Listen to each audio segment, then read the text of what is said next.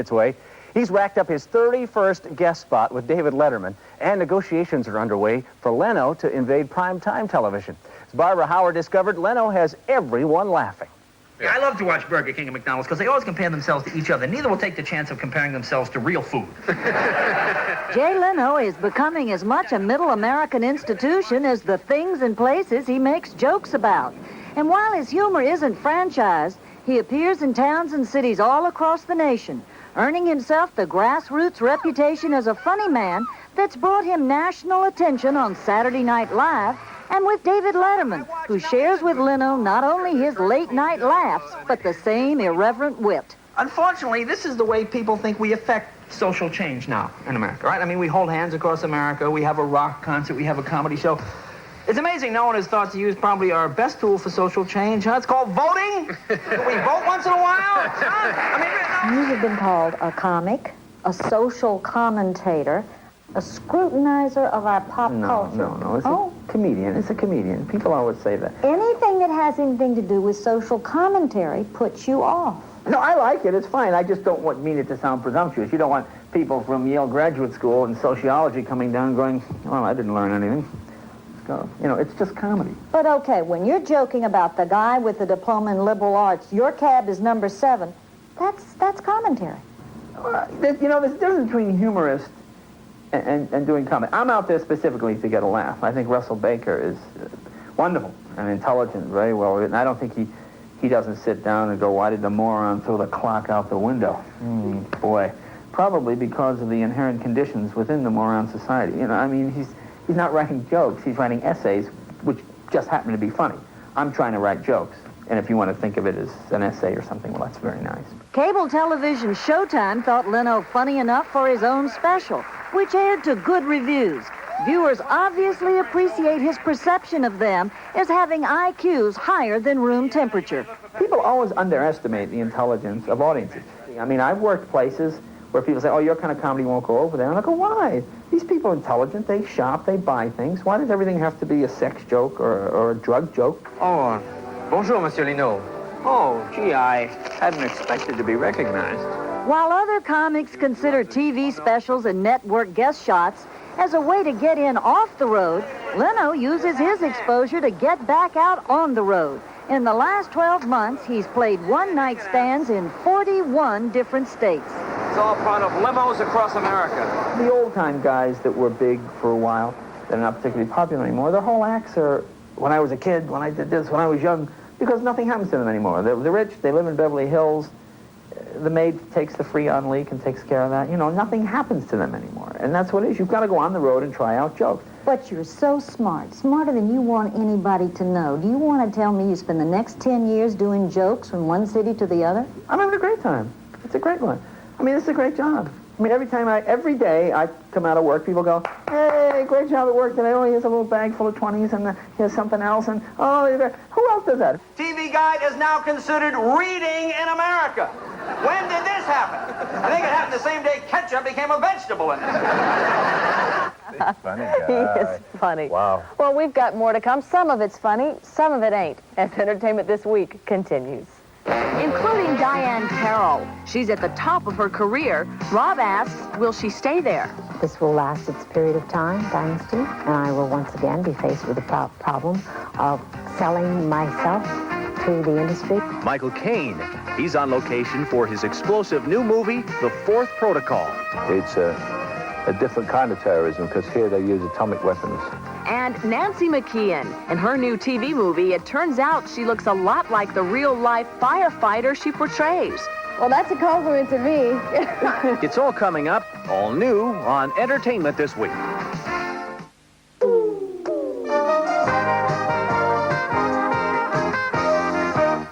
On our exclusive movie preview, parallel bars, romance, music, and adventure as Olympic gold medal gymnast Mitch Gaylord makes his movie debut in American Anthem. Gaylord plays a young athlete with a keen sense of loyalty and an absolutely keen girlfriend, Janet Jones. Her cousin is a talented musician and an invalid, and both Gaylord and Jones want to give him a big break. As they watch him work at his keyboard, romance blossoms. For this American hero, it's time to pucker up and enjoy.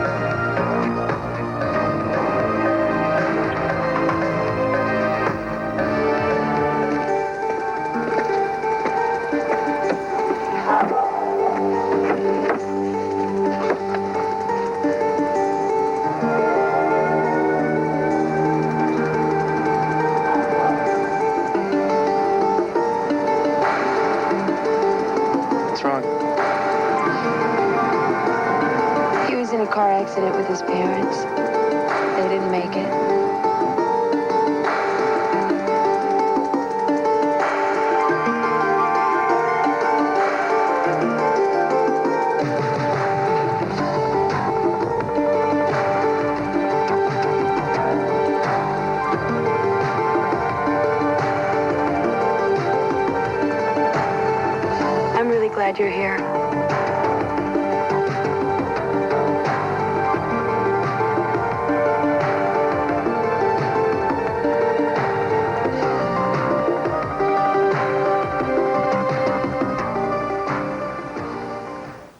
Well, will there be a happy ending to American Anthem? You can find out when it opens on Friday, June 27th. Lots of movies on the schedule for next week. On Wednesday, Ferris Bueller's Day Off, starring Matthew Broderick, opens around the country. And on Friday, a whole lot more. Mona Lisa, starring Bob Hoskins, opens in limited release, as does American Justice, starring Simon & Simon's Jameson Parker and Gerald McRaney. In wide release will be Back to School, starring Rodney Dangerfield, and The Manhattan Project, starring Christopher Collet and John Lithgow. In The Manhattan Project, John Lithgow plays a nuclear scientist. And as Gene Wolfe discovered, the role is a welcome change of pace for this versatile actor. I've used wigs and false teeth and bizarre costumes and God knows bizarre behavior in a whole string of roles in the last few years. Those sort of larger-than-life, bizarre kind of operatic characterizations, they put you out in your own orbit. And it's exuberant and surprising to people. In a role like this one, not only is it me, my appearance, my manner, the way I talk, but it's kind of my nature, too. Actually, what's interesting about this character is how normal he is, considering how extraordinary his work is. The extraordinary work is brewing up plutonium for bombs. His character, John Mathewson, is a nuclear scientist who encounters a kid who manufactures his own bomb. He's played by Christopher Collet. Said somebody must have stolen it. All right, son, would you come with us now, please? In just a minute. Okay, Doctor, we'll take it from here. Yeah, but he's telling the truth. That's fine. He has nothing to worry about. Just the very fact that he is normal is what's a little chilling about him. Without all the curlicues you get to use on a more eccentric character, are you the actor more exposed? Well, I don't know about exposed. It's certainly more me up there. Even I recognize that. I wish the world were a simpler place, Paul, but it's not. Well, don't worry about it. They can't do anything to me. Why not? I'm underage. Oh, that's really brilliant. What do you think, this is the school play? What should a viewer come out feeling that the message of this movie is? I'm not sure it's a message picture. I'm not a big fan of message pictures, but you certainly see him change his mind. Somehow or other, he's managed to get all this distance without ever asking himself, what are the real consequences of what I'm doing? You try to tough it out with them, they'll lock you in a room somewhere and throw away the room. It's really that important to you, huh? Oh, it's not just to me, Paul. To everybody. I think people should walk out feeling sometimes it's heroic to say no. Sometimes it's heroic to refuse to continue with something that you discover is wrong or that you've known is wrong all the time. I'm not trying to push this as a big message picture. This is a political suspense thriller.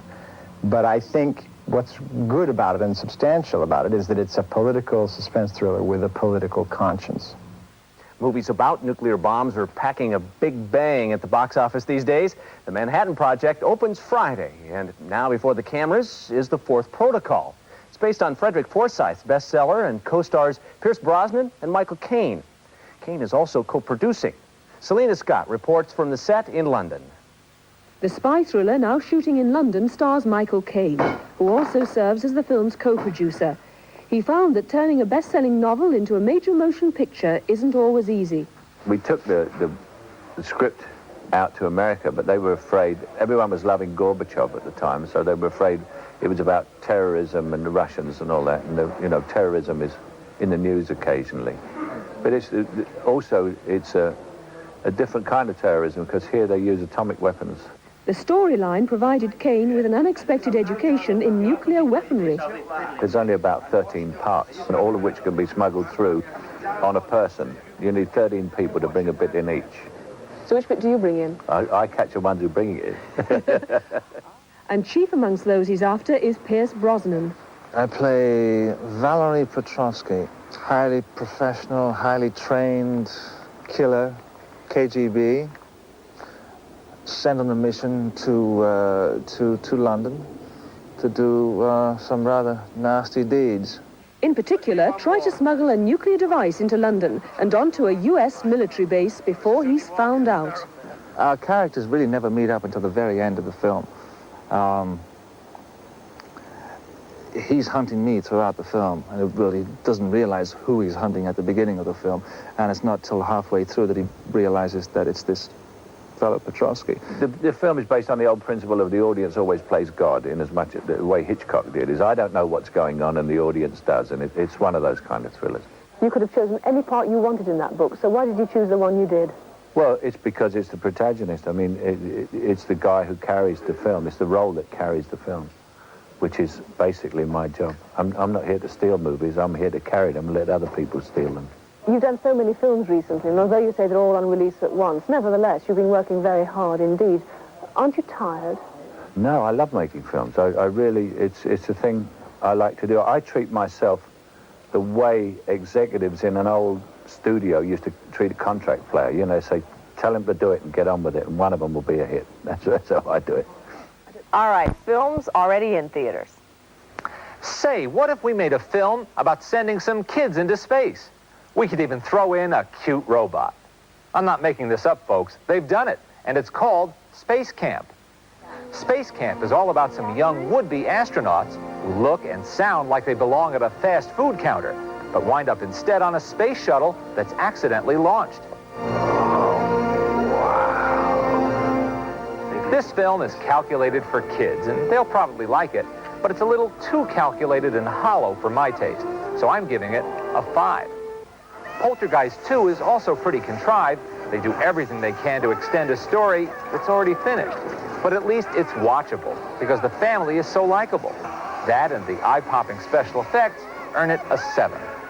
Sweet Liberty ought to be refreshing in the midst of all this high-tech nonsense, but Alan Alda's film has a problem of its own. It's aimless. My life is an absolute mess. Oh, yeah?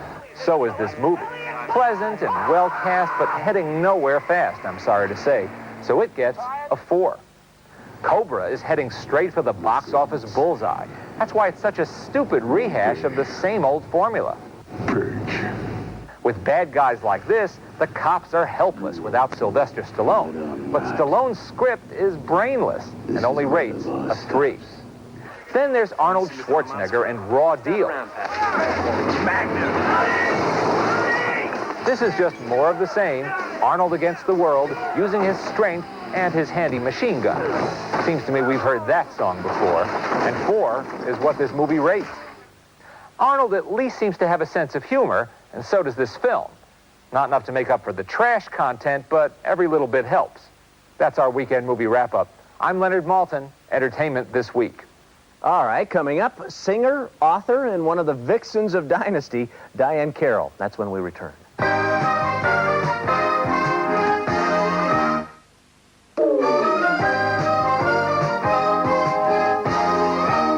She has delighted Broadway, entertained in nightclubs all around the world, been the star of her own series, and now she's dazzling us all on Dynasty. With Rob today, one-on-one, Diahann Carroll. Rob? Lisa, since the 50s, Diahann Carroll has proven to not only be a survivor, but a breakthrough force in the world of show business. As a Tony Award winner on Broadway, a Golden Globe winner on television, and an Oscar nominee on the big screen, she's shown that her talent is more than skin deep. However, the color of her skin has made her achievements in the entertainment industry all the more admirable. With Julia, the successful NBC TV series of the late 60s, Diahann Carroll won weekly television stardom, overcoming dissent from both the white and black communities. Currently, as Dominique Devereaux on ABC's Dynasty, Carroll has become Primetime's first black villainess, a part which won Diahann perhaps her greatest audience recognition. She's chronicled her show business life, along with stories of 3 unsuccessful marriages and a 9-year affair with actor-director Sidney Poitier in the just-published autobiography, Diahann. It's a book which required more than a cavalier recall of her past. Why would you write a book that is difficult? I mean, you could have done a beauty book or a fashion book, and because of your success on Dynasty, probably could have sold, you know, 1 billion copies, Diahann. Obviously, this was some sort of strange need. As I began to write the book, I all of a sudden I recognized an enormous desire on my part to almost take the entire life, put it on paper, so that I could look at it and say, fine, I've done it now. I don't have to toy with the idea, shall I not? And then it was interesting from the point of view, how do I handle these relationships? Let's talk about your parents. What kind of values did your parents have? My parents... Or do they have? They're very, very middle-class people. And, you know, ladies don't do this and bad girls do that. And it was very simplistic, but terribly loving and very open and very supportive. We had our bad time in the beginning because, as I mentioned in the book, my parents were married in June, and I was born a year after that following July. So I was very, very early in their lives, and they really did not have the opportunity to get to know each other, nor did they have the opportunity to form a life and a style before all of a sudden they were confronted with a baby. What did they do when little Diane came along? Well, that's what the sad part is, and that was that they had to send me away. And I went away to stay with family, my aunt. You were what age at that About point? a year and a half. How did you come to terms that you were separated from your parents when you were a year and a half? I remembered only through my therapy. Did I remember not only that I was away, but how devastated I was while I was away, because I never saw my parents for a solid year, nor did I hear the sound of their voices. And it unfortunately left a kind of devastating scar that is not their fault. And I can't say that it's something we have completely resolved. We all understand that. I understand that they did what they thought was best at the time. But rejection for a child at that age and rejection by their parents is rather a devastating experience for an individual. Did you know that this had such a devastating effect on you when you were young and growing? And I mean, when did you come to term with this? Not until I was in analysis did I realize that I was dealing with a human being. I had problems dealing with being with people, and I didn't understand why. When I went into analysis, I will never forget my mother saying, "Why are you doing that? Only sick, wealthy white women do that, Diane. Why are you doing that?" Yeah. I said, "Mother, you're looking at a sick, wealthy black lady who would like to get a few things clarified."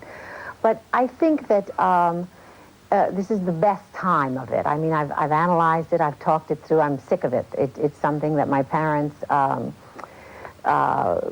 did because they felt it was the best thing to do. You also understand that I'm one of those boring children that is bright enough to ask too many questions. I'm dealing with the same kind of child now, and my mother looks at me and says, "Ha, ha, ha, payback is wonderful." You got it. You're telling me about your daughter, Suzanne. That's right. I think about, was it 3 or 4 months after Suzanne was born, didn't you pack up and off to Paris to work on a project? That's right. I went off to do a film called Paris Blues. It was directed by Marty Ritt. It starred Joanne Woodward and Paul Newman. Her husband, what's his name? Paul Newman. Old Blue Eyes. And also at the same time, you did the movie with Sidney Poitier. That's right. Was there a strong attraction at that point to Sidney? Yes, we did have that, and it was a problem. But also we had a very strong moral sense. Our moral codes were very alike. And only after we discussed it with our spouses and explained that we were in deep emotional trouble and we parted from our spouses, did we pursue the relationship. Now that relationship was what, many years? 9. 8 or 9 years? 9 years. Why didn't you ever tie the knot? Why was it never a permanent relationship? It was never meant to be. Did you feel that he was honest with you during the relationship? Oh, I think it was terribly difficult for him to be really honest because he had guilt about the possibility of having to place his children in jeopardy, emotional jeopardy, and I can understand that completely. In a way, we were quite sad, as I think about it, to have cared so deeply for each other and to have been so really ill-fated. I mean, we should never have met, but fortunately we did. I say that, and I mean it, because I think it was a growing period for both of us. When did you first feel that, gosh, you wanted to be in show business, that you were separate, that you were different, destined for the stage? When did that happen? Oh, very early in my life. I was probably about 5 or 6 when my mother recognized the fact that I was... You know, when a little girl comes home and she says to her mother, when I'm baptized, Mother, I would like to wear a white satin Empire robe with a little Peter Pan collar and pearl buttons. And my mother said I was always saying things like that to her. And she said, where did you learn about a white satin Empire robe? Well, I'd read it and I'd remembered. I love beautiful clothes and beautiful music. And that was apparent at a very early age. My mom said she and my father both felt I was a little strange right from the start. Diane, this is an industry that is not particularly helpful to blacks. It doesn't elevate blacks that